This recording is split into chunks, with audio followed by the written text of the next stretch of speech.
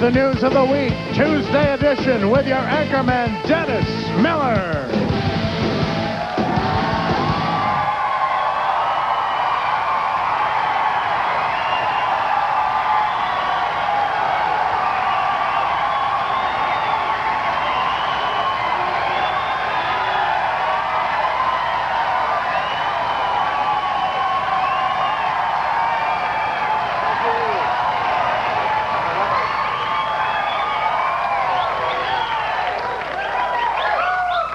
Of course, was my triple Lutz. Good evening, and what can I tell you? Here we see protesters from the gay activist group Queer Nation being forcibly removed from the front of the Dorothy Chandler Pavilion last night. Militant gay groups had vowed to disrupt last night's Oscar ceremonies, but they were reportedly so charmed by Liza's shoulderless, stretchy gown, they behaved themselves all night.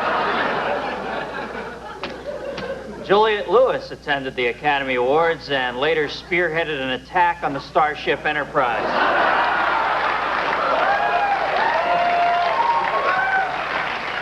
Oh, man. You know, Brad Pitt pulled up to the house to pick her up. She came running out. He said, "You're kidding me."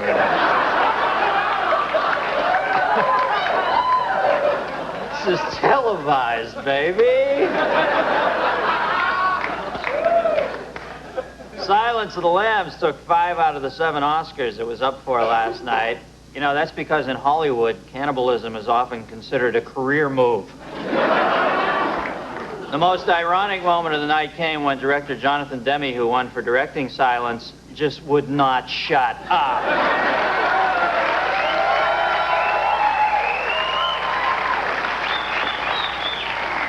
Jack Palance won for the Oscar for Best Push-Up, narrowly winning over Sally Kirkland's cleavage. The Bush administration is under growing pressure from American business leaders and foreign allies to modify its embargo against Vietnam. When asked his position on the issue, Dan Quayle said, "What's the Vietnam?" "Read my lips." "Ha ha, don't have any."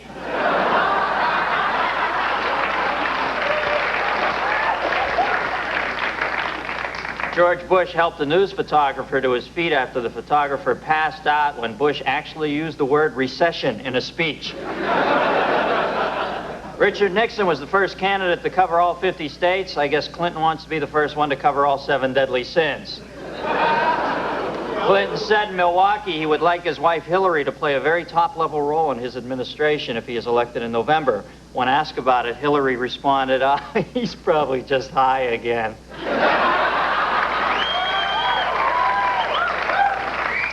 Clinton admitted smoking pot, but he said he did not inhale. You just lost my vote, Bill. There's already too much waste in government. Did I say Boatville? It was a high joke, I guess. In Minneapolis last week, Jerry Brown debated Bill Clinton, who appeared via satellite. Brown came off well, but many thought it was unfair that he kept switching the channel to Murder, She Wrote. In an attempt to energize his New York campaign, Clinton has finally agreed to participate in a series of debates with Brown. In the first debate, Clinton will argue in favor of bong hits, while Brown will take the pro-split position.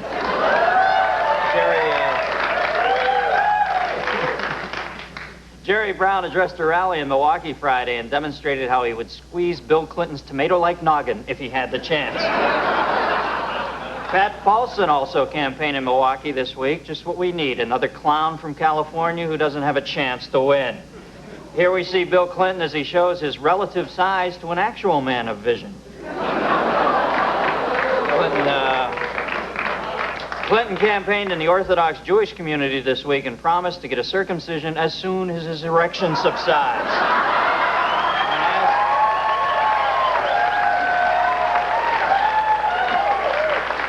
When asked directly if he had ever cheated on his wife, Bill Clinton responded, "I have in no way ever infringed upon the marital laws of Utah."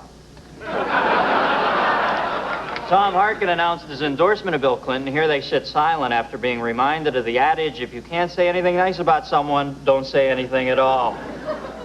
Yeah, I'd say it's as hard as this. Maybe a little longer, though.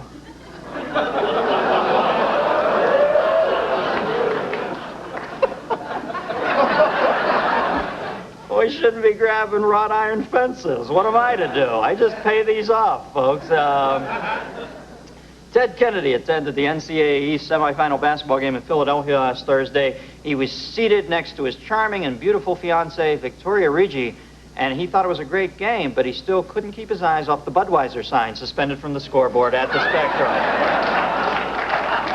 Meanwhile, it was business as usual back at the Kennedy compound. Pat Buchanan has just lost his 17th primary in a row to George Bush and is now officially out of touch with reality. Mikhail Gorbachev made his acting debut earlier this week in a film by Wim Wenders. Apparently, the ex-Soviet leader is so excited about his new career that he's agreed to do anything that Ed Asner turns down. Protesters in Moscow's Red Square finally had their wish come true this week. The government agreed democratic reforms weren't working, so they temporarily went back to the old system and shot the protesters with a machine gun. The operators of the Hanford atomic weapons site, who are being sued for toxic and radioactive pollution, will have their legal bills paid by U.S. taxpayers. Unfortunately, the Atomic Energy Commission gave the nuclear industry legal protection years ago as part of their Let Them Eat Uranium program. A group of mathematicians have discovered the largest prime number known to man. The number has 227,832 digits. They found it on a McDonald's sign in Sarasota, Florida. Major League Baseball ticket prices are soaring and now average as much as $9.41 a piece, but special promotions provide baseball fans with great premiums, like the new Pete Rose Day, where every ticket buyer gets their chance of a shiny double-breasted jacket or having their hair cut like Peter Tork. A Basque terrorist left his address book in a phone booth earlier this week, and police in both France and Spain have been rounding up the other terrorists listed in the book. The absent-minded terrorist was a member of the Dedicated Union for Undermining Society, also known as Doofus. I can't answer that right now. I am so wasted. And finally, Japanese commuters gathered this week to discuss whether or not their country is overcrowded. Guess what, folks? That's the news, and I am out of here.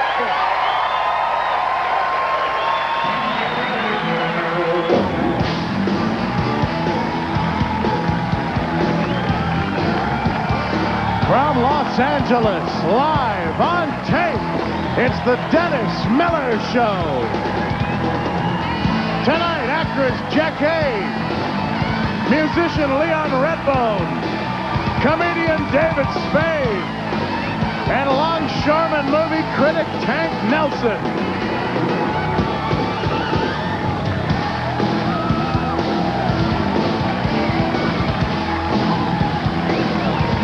This portion of the Dennis Miller Show is brought to you by Tide. If it's got to be clean, it's got to be Tide.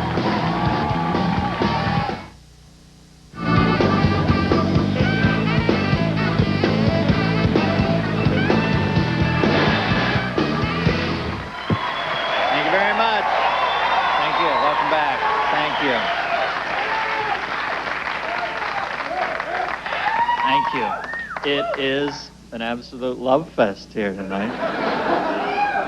Nick, you watched the Oscars last night? Sorry, I'm choking. Did I watch them? Sure did. You okay? I ate a banana and I'm choking. My God, I don't want to be I'm right here if you Heimlich need that here. Heimlich. Yep. You okay? Yeah. You. Hang on. This could be great TV. I might actually croak it here right in front of you.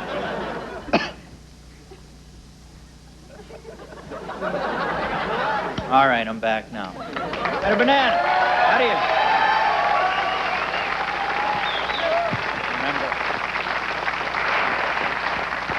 Remember, if you're all alone, you can Heimlich yourself. Oh. What a weird thing to choke on, a banana, for God's sake. You ever notice when you almost do choke for like 2 weeks after that, you're chewing everything down into pumice stone, you know? It's like you could be eating Jell-O, you know?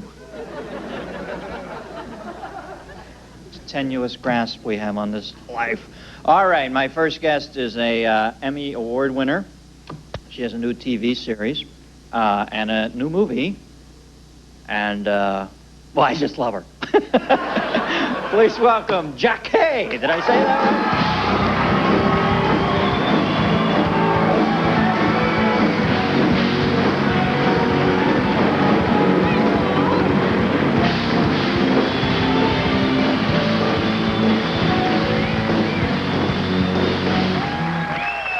Hey, Jackée. Nice to meet you. How are you? I always watch you on other TV shows, and I think, boy, now there's a good guest. Because usually you just say hi to you. You take care of business. You know, you always have something to say. You just got back from, you were in Detroit for Aretha Franklin's birthday party? Or you didn't? Oh, you're so Jackée, you got I'm me. pulling your leg. Yeah, I went to the Queen's party. Yeah. I told a friend of mine I'm going to see the Queen. He said, oh, you're going to London? I said, no, fool, I'm going to see the real Queen. Were you guys intimidated to sing her happy birthday?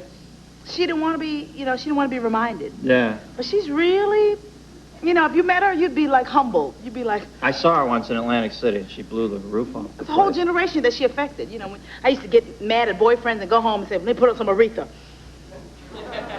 Feel good, it's like... She's petrified of flying, though, isn't she? She doesn't fly. She takes buses. If you want her to appear anywhere, honey, you got to make a claim 6 weeks ahead of time. She's really petrified. I don't blame her, though, in light of what happened recently, either. What's that? The plane crash.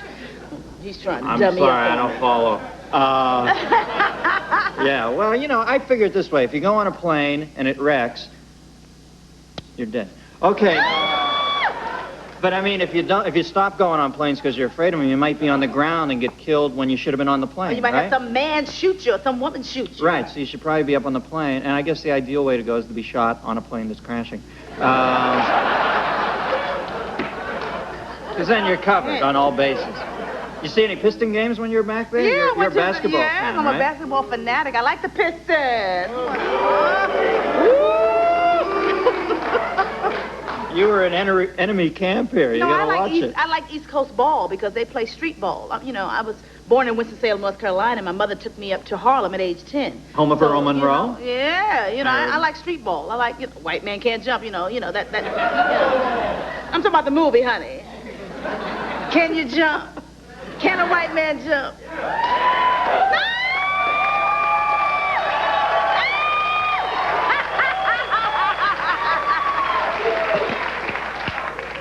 Get it, honey. Who's your favorite on the Pistons now? Who do you like? Lambeer? Joe Dumars. Joe Dumars. I like him. He's a gentleman. I like Ali. He's the greatest. I like men. I was gonna say, and athletes who are a little low key. Come out, do 40, 50 points, and go right back under. Mm-hmm. Well, Spider Sally, what do you think of him? Because he's not very behind. Great personality. Yeah, but he's not very low key. He's in your face all the time, isn't he? No, but still, he's got a nice personality. You need that for athletes. Who's going to win the NBA this year? Obviously the Bulls, right? Chicago. Michael Jordan. Unfortunately, I'd like to see a real contest, though. I really would like to see a good game, like everybody else, but not this year. Like when Detroit and the Lakers were playing. Remember that? Those two? Oh, it was... Best. But this year, the NCAA is going to have to take the place of all that emotion you want in a game. Who do you like there? Real quick, I got to take a break. Michigan. Oh, me too. Because I think they're not afraid because they're like kids. They got a lot of heart. You need heart for everything, including coming on the Dennis Miller Show.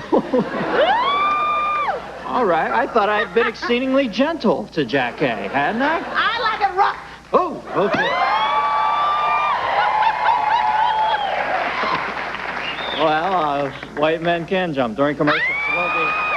We'll be right back with Jackée right after this.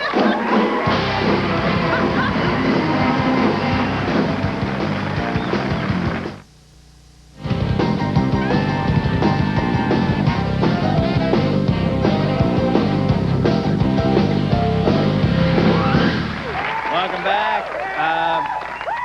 Now, you just worked with Rodney Dangerfield in a film called The World's Worst Toupee? No, called, That's all his hair. No, is it? Those are all his hairs, yes. He just got him, like, bouffoned or something? No, that's his hair. It really is, yeah. Well, Everything's all his, I think. I was always used to him with the pasted down look, but now he's got that sort of... You think that's his hair? I think so. I think that's his Rodney, hair. call in on voicemail. Oh, you're talking about his head on his hair. No, let me see. No, that's his hair. I think this is my time to say, go ahead, girlfriend. But you gotta do it.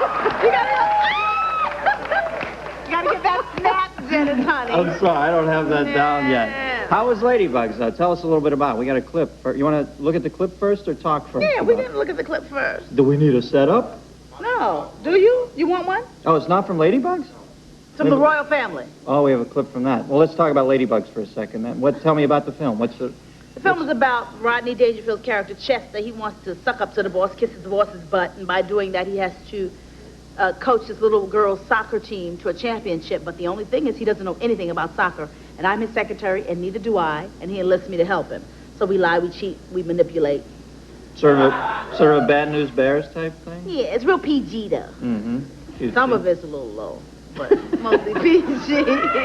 And you have a TV show called The Royal Family, which is the show Red Fox was on, right? And they've reworked it now? Mm-hmm. And I didn't know it was going to turn out this well, but it's really good. People are digging it? Yeah. We've got a little clip of it here. Why don't we take a look? This is from The Royal Family with Jackée.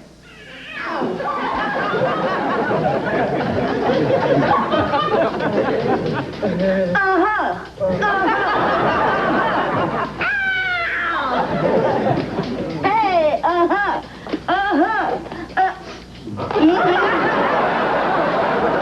Ooh, how is that? Ooh. Hang on, I'm in mid-chorus.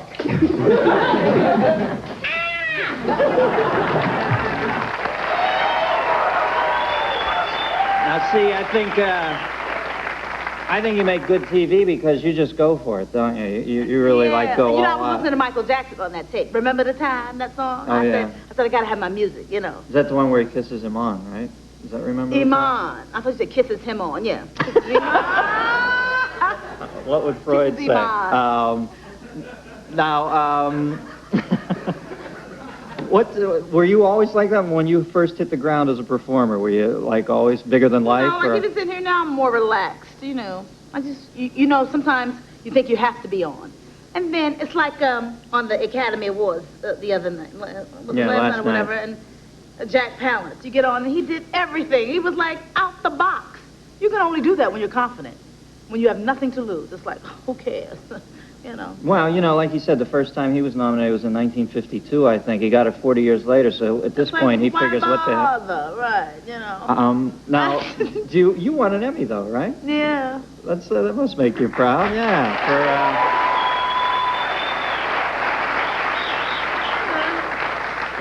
And my favorite story about you is I used to teach in an all-boys school.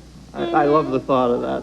Were they all hitting on you, the young kids? No. I wore glasses, even though I don't need them, you know. And I wore full bra, you know, things like that. And did they call you Miss Jackée? That's right. Miss Jackée. No. I like that. Miss Jackée, no. No, they were really pleasant. I was a different person than I am now. First time you acted was in an all-girls school, though. Mm-hmm. That's where you went, right? Yeah, just to get the role of the king and I got the king's part, and I did it. What you trying to say? I can't play a king. No, we just thought Sinead O'Connor would have played the king and the king. Woman of the 90s, I could be a king if I want to.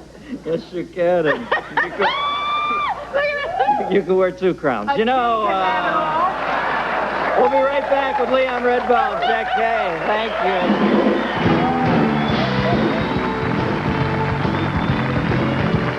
This portion of the Dennis Miller Show is brought to you by Miller Lite.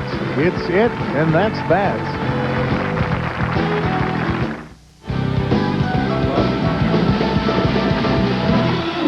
Thank you. Welcome back. Thank you, boys.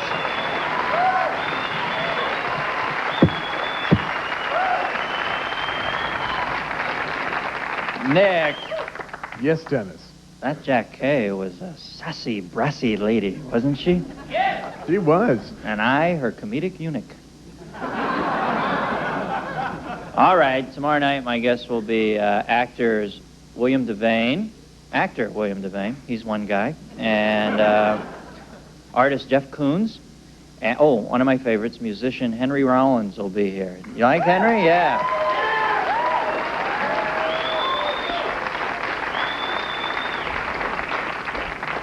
I'd like to get Henry to read a poem. Think he might read a poem for us?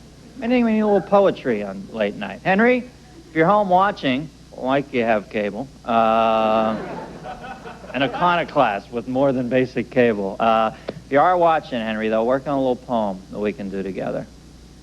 Maybe some haiku. Okay.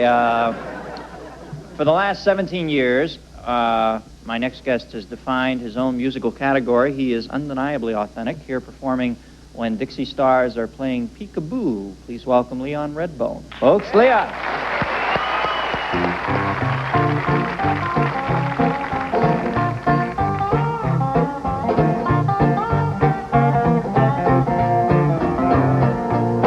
Nighttime is the right time down in Dixie, 'cause then I take my banjo on my arm, make my way to a little old log cabin, to the cotton field, to the one who's full of charm.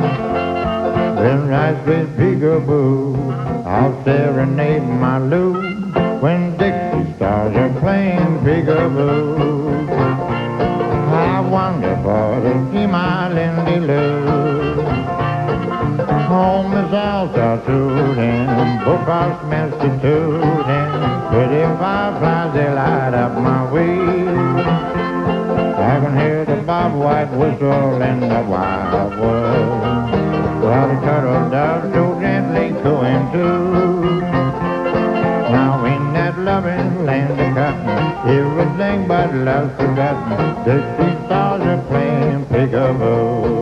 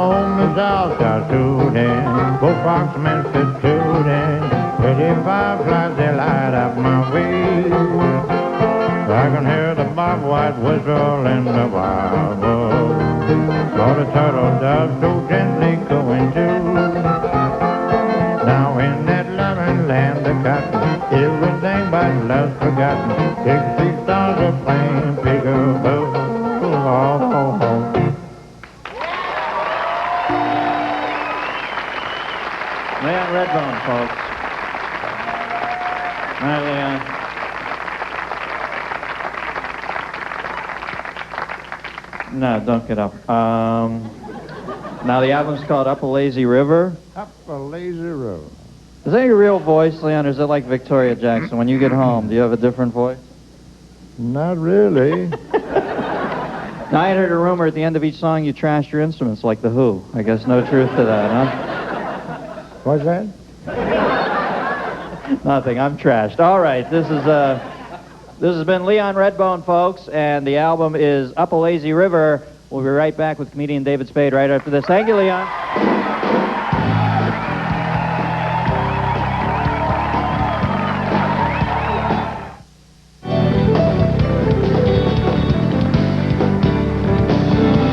Welcome back.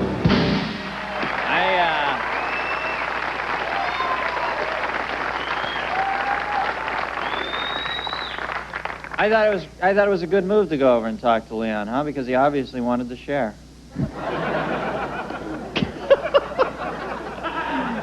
to cross over and talk to Leon. He didn't know what planet I was from. All right. Nick, come up here and sit. Should we do this? Yeah, come on up. I talked to Nick and... I don't know. I never know if we should go to this Carson Ed type thing. Yes! We have to be very careful. Well, the people at home now, what do you think? When you watch, call in on voicemail and tell us what you think. Obviously, Nick, an integral part of the show, but I never know if I should have you sit up here because I don't want you to just be sitting there oblivious. And, Yeah. But then I look over there and you're giving me the finger a lot, so I thought I'd best have you out here. Well, that's my own form of dyslexia. It's nothing personal. Okay. We're going to bring a friend of mine out now. He's a... Goldie, okay? Insurrection in the band over there? Oh, you've got his tune picked out. What is it? Question mark in the Mysterians? Okay. My next guest currently is a performer on Saturday Night Live. Actually, not right now. He's here.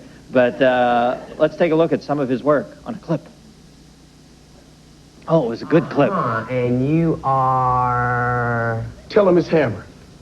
And can I just get your last name? I'm not sure Hammer would ring a bell. Look, it's Hammer. You know, like Madonna?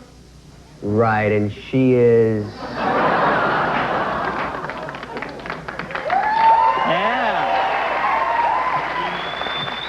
Ladies and gentlemen, my good friend, Hammer. No, David Spade. Spud Lee.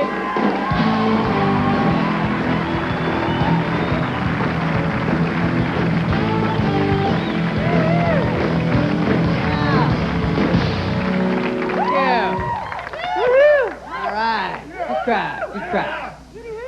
So I was, good day today. I went to McDonald's for lunch, and like I go every day, because I'm a little malnutrition psycho. I'll take another quarter pounder, please. Thanks. Thing is, when you go in there, they're so psyched to help you. They're all lined up, got a little hat on, ready to go.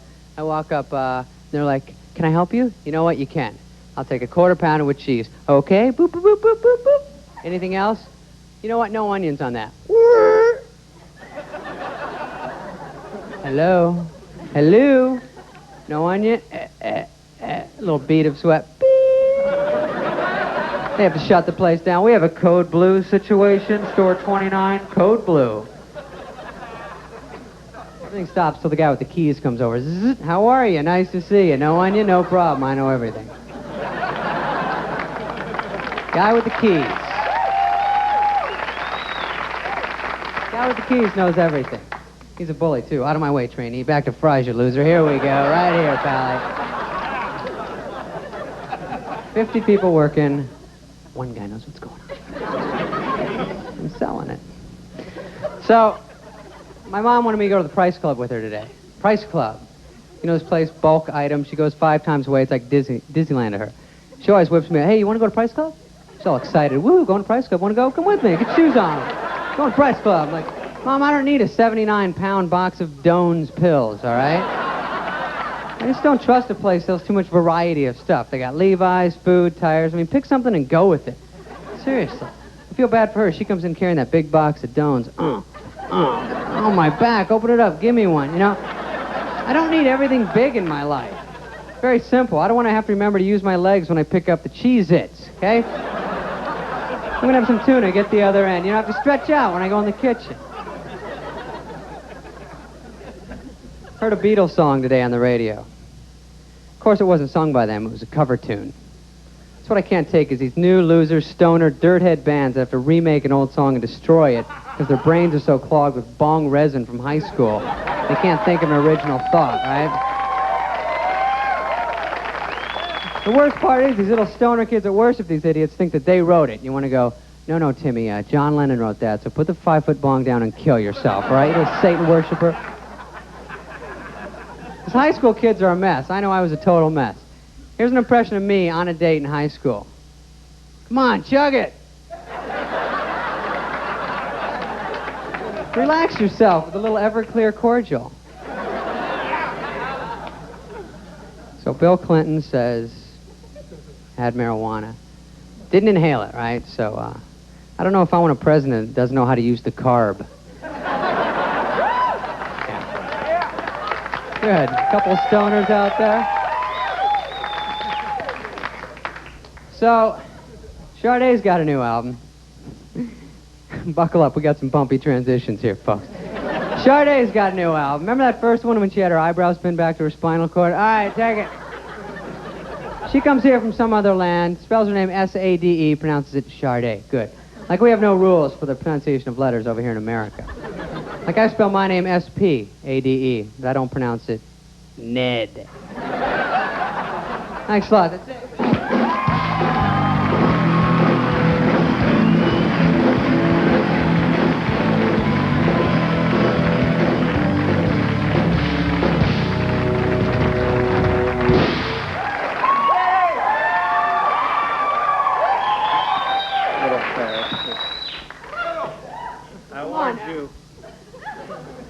You know, Nick? Hey, Dave. You are? Yeah, okay. Working it. Think Nick thought he was going to be under the lights tonight? He's got that leather joke from Ice Station Zebra over there, man. When I'm done with the show, I go back and it's one man's war to take back the streets. The park is mine. Right here, baby. How you doing, man? You got a little gauze gap thing happening there? I like it. Somebody was at the Gap today. Now, look, I can't believe you write your jokes on your hand. That is so... Clinton. Why weren't you going to remember Funny, it's Clinton? topical. Look, I'm turning political. You can see in the middle of that set I had some political stuff. Now, Spudley, you dating anybody? This guy, I've never seen a guy date more women than you. You're so aggressive with it. No, I'm not dating anyone. I just got the Heisman from the last one. Straight arm, knee up, dude. And you know, I'm such a loser. I always call her with lame excuses to see her again. Did I leave a penny over there? But I can't get my mind off it because I got like, do you have this, Sports Illustrated? This is so sad. I'm trying to forget about, and you got to see this. Boom! Buddy, when I saw this, my you-know-what got harder than fourth year calculus. I'm serious. It's bad enough if she's just standing there, but she's laying down with the sand going, oogie, oogie, I'm all dirty. I'm naughty. Don't look at my no-no place, Dennis. I can't do it. My little computer brain can't handle it. Too many bytes, too many characters. So how do you get your mind off her? I go to the movie, and every movie's like a love movie. Yeah. The one, Cutting Edge. You What know is the the skater Cutting movie? Oh, D.B. Sweeney. Yeah, and movie, the right? poster says it's a love-skate relationship. So sad. You know the guy that thought of that said, okay, take your thinking caps off. Got it. Love skate. Dennis, don't ever let me get involved in a love skate relationship. You're my friend. You won't. Keep an eye on me. They came from different sides of the icy tracks, I know. those two kids. What about the preview? She's something that rhymes with rich. This movie is something that rhymes with pucks. Sucks. Did you see, this has nothing to do with it. Tell but me, it's a stupid joke. I want to hear. I want your thoughts. This is a I stupid want to joke. do a mind meld. You'll with laugh at it. I saw Grand Canyon with Mary McDonald. You know who she is? Yeah, she played the Indian woman in Dances with What was her name in Costner. that? Crow's Feet? Crow's feet. Come on. It's gold. Her name was Dances with Inappropriate Hairstyle for Ancient Indian Movie. Nick's soaking it up. They're in the middle of the plains, and she comes running in from the Jose E. Bear Clinic or something. You know, but she's a good actress. But anyway, you saw Grand Canyon. Go ahead. That was a joke. Crow's Feet. Sells itself. You went all the way out of the way to kick that woman like that? I didn't know we had this much time. I was into it. Unbelievable. You're the only one that would laugh at that joke. All the crickets are even chilling me like...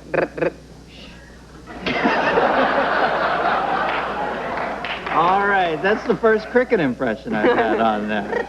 Good to see you, Spooty. Good to see you, pal. All right, we'll be right back with Yep. longshoreman film critic Tank Nelson right after this. David Spade.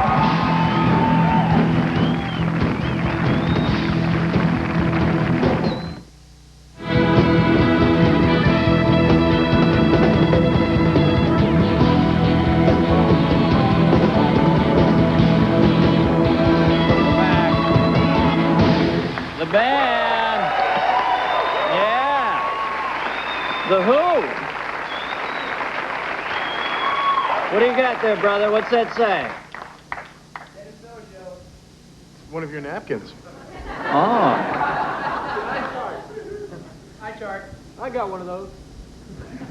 All right, some sparky banter with the crowd. And you like The Who, Nick? I do in fits and starts. I liked the old stuff, like the British Invasion, and I liked Who's Next and Live at Leeds. But Mama's Got a Squeeze Box, that's when I crossed the line with them. No, you don't think that? No. You see the last tour? No. Sad. Daltrey kept getting the mic all tangled in the walker, you know, and they're getting old. All right, my next guest is a longshoreman. For you kids out there, that's a, what is it? A stevedore. Stevedore. He, Does that help? see, how did I ever do this without Nick right next to me to give the,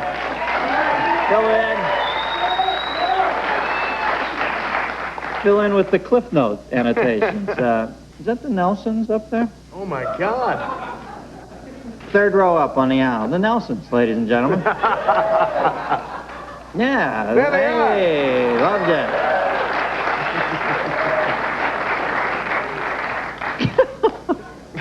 I'm sorry, I'm filling. Anyway, he's a longshoreman who loves movies. He's here to talk about last night's Academy Awards. Please welcome a proletariat perspective on the evening's festivities. Tank Nelson, folks. Tanker!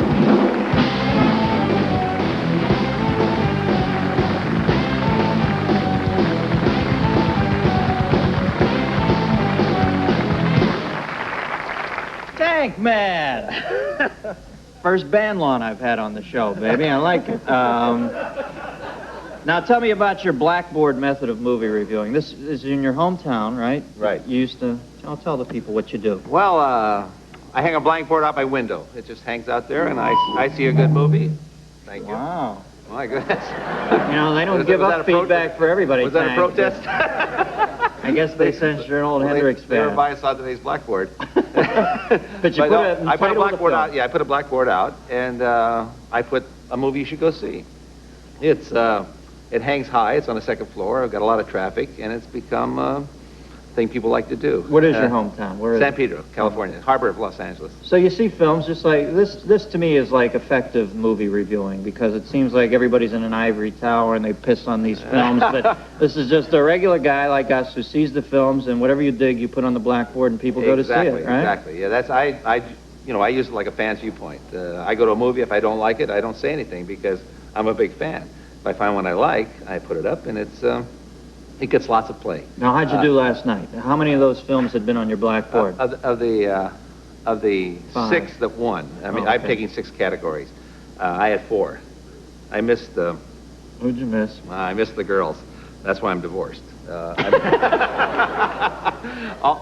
2 lady categories I missed. Who'd you pick instead of Jodie Foster? I thought that Well, looked like a rock. I had didn't it? Susan Sarandon because I thought, well, thank you, yeah. Because she was Louise, and she was truly Louise, and then in Silence of the Lambs, which is my favorite movie, I was really pulling. I mean, I was pulling hard. But Hopkins, Hopkins really overrode her. I know nothing against Jodie, she's a great actress, but Hopkins' role, when you see the movie, I mean, you just feel it so strongly. So I went with Susan, and I lost. It was, and the same thing with I thought that Mercedes Ruehl was fantastic. I mean, she was just, you see her, the movement, the light that she brought to it. But you see Diane Ladd, you know the back work and what she's done. You think she's going to win. And I was really trying to pick out who won and still stay with my favorites. I lost those 2 categories, but I got the other 4. I had the local paper, the News Pilot, and the LA Times. I had 2 reporters and their photographers in my front room. It's about as big as this here. And I had it on a board that was hung up. They couldn't see. And we went through the whole thing and cheered and screamed. It was one, I mean, for a guy like me that, that nobody listens to up till today, it was wonderful. Yeah, Tank, isn't he? See? Thank you. This is the way it should be to me, this whole artistic exchange. The guy's you're so non-rancorous, and you don't have an axe to grind, man. I'd rather hear your perspective than... Well, I'll give you a little, for instance, seeing as we're talking about it, I went to see My Cousin Vinny. Yeah. Joe Now, Pesci. Pesci, yeah, and Make the board? oh yes, I made the board. Yeah. Well, I'm in the theater, 3/4 full. The theater. I love you, man. But it's 3/4 full, and the laughter is rolling up and down the thing. I mean, there's a slow beginning, Right. but good movies, lots have a slow beginning, but it's rolling. Yeah. People are applauding. People are going crazy. And when the girl, when she does the thing, have you seen it? No, Doesn't not matter. yet. Well, anyway, his girlfriend, his fiancée going to marry, she does a bit in the jury thing, and she testifies. At the end, she knows all about. She's a mechanic. She knows all about cars. You never suspect it, and she rolls this stuff out. Why it does this? Why it does that? Why this turns? Why that? She goes on for about 5 minutes.